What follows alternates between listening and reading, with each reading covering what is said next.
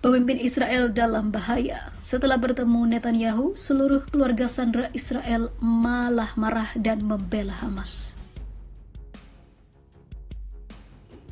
אזרחים שמשלמים מיסים למדינת ישראל נמצאים בשבי, בתנאים לא תנאים. אתה הורג אותנו, אתה תהרוג, אתה רוצה להרוג את כולנו.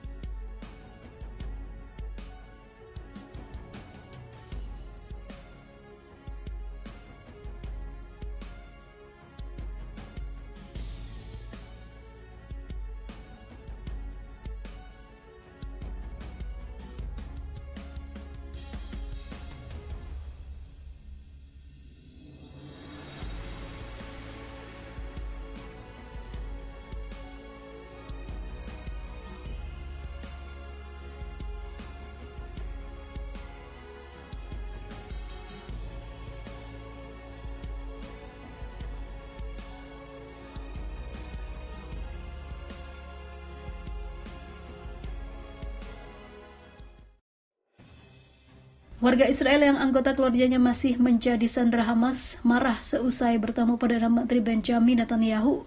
Pertemuan itu dilakukan saat Israel kembali menggelar pengeboman ke jalur Gaza setelah gencatan senjata selama 1 pekan yang berhasil memulangkan 100 sandera Hamas. Nasib 138 warga Israel yang masih disandera di Gaza masih belum diketahui. Saya mendengar cerita yang menghancurkan hati saya. Saya mendengar tentang kehausan dan kelaparan mengenai penganiayaan fisik dan mental, kata Netanyahu dalam konferensi pers. Mendengar ocehan Netanyahu, sejumlah kerabat sandera yang hadir langsung meninggalkan pertemuan yang wajah kesalnya nampak dan juga nada kritis terhadap pemerintahan Netanyahu.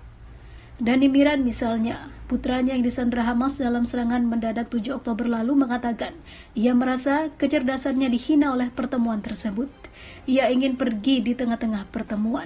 Saya tidak akan menjelaskan secara terperinci apa yang dibicarakan dalam pertemuan tersebut, tetapi seluruh pertunjukan ini sangat buruk, menghina dan berantakan, katanya kepada Channel 13 Israel dan mengatakan pemerintah membuat lelucon yang tidak lucu atas masalah ini.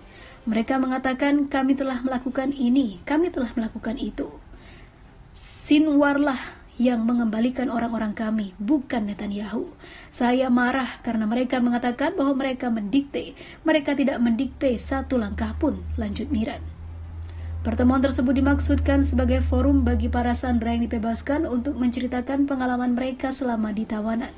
Kelompok yang mewakili keluarga sandera yang tidak disebutkan namanya mengeluarkan serangkaian kutipan yang katanya diambil dari pernyataan yang dibuat beberapa mantan sandera dalam pertemuan tersebut.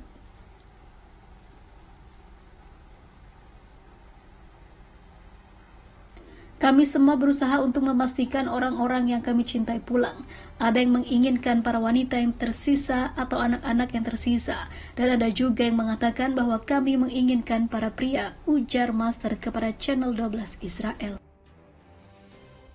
Scott Ritter, mantan perwira intelijen Korps Marinir Amerika Serikat, membuat penilaian objektif yang menampar rezim Zionis Israel atas konflik saat ini. Dia menilai Hamas meraih kemenangan besar atas militer Israel. Dia memberikan penilaian objektif termasuk mengadopsi pengakuan resmi rezim Zionis Israel bahwa serangan Hamas 7 Oktober 2023 setara dengan serangan 11 September 2001 yang melanda Amerika. Dia telah setuju bahwa serangan 7 Oktober tersebut sebagai serangan teroris, karena itu adalah serangan militer yang menumbangkan kesombongan militer dan intelijen Israel. Hamas telah mencapai kemenangan besar atas militer Israel, kata Ritter dalam artikel dikutip dari Palestine Chronicle. Elemen dasar dan kemenangan ini sudah ditetapkan dengan baik, lanjut dia. Ritter menawarkan analisis unik mengenai apa yang terjadi 7 Oktober antara milisi Hamas dan militer Israel di Israel Selatan. Israel telah menggelonggongkan serangan yang dilakukan oleh Hamas terhadap berbagai pangkalan militer dan pemukiman militer Israel sebagai tindakan terorisme besar-besaran, menyamakannya dengan serangan teror 11 September 2001 terhadap Amerika, tulis Ritter.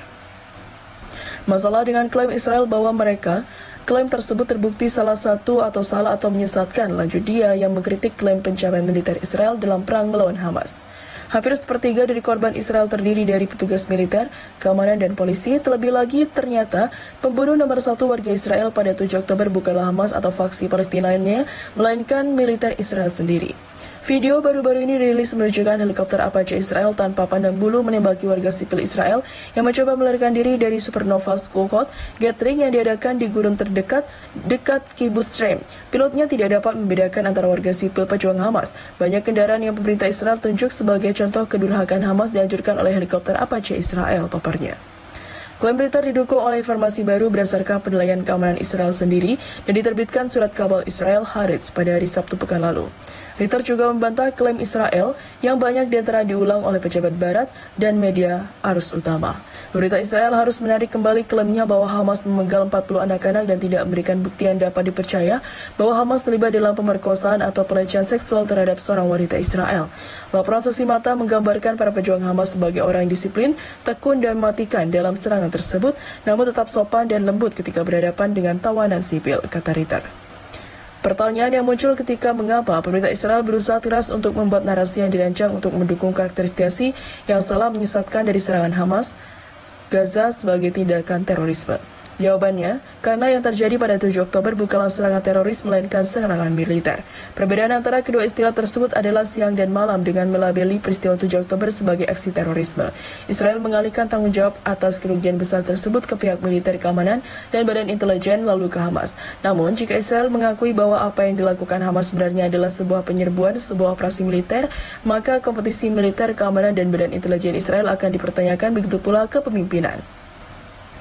Reuters mendapatkan bahwa Hamas selalu telah mencapai kemenangan besar atas tentara Israel dengan alasan bahwa elemen dasar dari kemenangan ini sudah ditetapkan dengan baik. Ketika serangan terjadi, Hamas mampu menyerang dengan kemampuan titik pengawasan dan komunikasi yang diandalkan IDF, lanjut dia. Hamas mengalahkan tentara Israel yang ditempatkan di sepanjang tembok pembatasan dalam pertarungan stand-up. 2 batalion Brigade Golani berhasil dikalahkan. Begitu pula elemen itu, unit IDF kebanggaan lainnya, sambung dia. Hamas menyerang markas besar divisi Gaza, pusat intelijen lokal dan fasilitas komando dan kendali utama lainnya dengan ketepatan yang brutal, mengubah waktu respon yang seharusnya 5 menit menjadi berjam-jam dari cukup waktu bagi Hamas untuk menyelesaikannya. Salah satu tujuan utama penyanderaan hal ini mereka lakukan dengan sangat mahir, kembali ke Gaza dengan lebih dari 230 tentara Israel dan juga warga sipil.